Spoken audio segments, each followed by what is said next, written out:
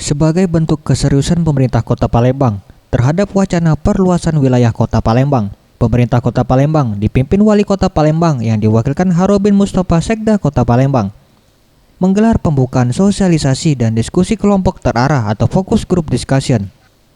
Peninjauan kembali rencana tata ruang wilayah Kota Palembang tahun 2012 hingga tahun 2023. Bertempat di ruang rapat para meswara Sekda Kota Palembang. Ditemui usai kegiatan, Harobin Mustafa Sekda Kota Palembang menyampaikan, ini merupakan tindak lanjut dari adanya wacana perluasan Kota Palembang.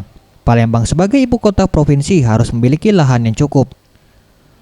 Melalui sosialisasi ini, bertujuan agar Pemkot Palembang dapat membuat perencanaan jangka panjang dan diharapkan Dinas PUPR Kota Palembang dapat bertindak cepat dengan membuat perencanaan pembentukan RT RW di wilayah yang nantinya menjadi perluasan Palembang. Kita berpikir bukan untuk 5 tahun ke depan, tapi 20-30 tahun ke depan. Ya, nah, jadi karena ada wacana untuk perluasan wilayah, karena Palembang sebagai ibu kota provinsi ke depan harus punya lahan yang cukup, maka kita wacanakan itu. Ia menambahkan, perluasan Kota Palembang akan dilakukan di wilayah pinggiran dan perbatasan Kota Palembang. Anugerah Sandi Pratama, Sriwijaya TV.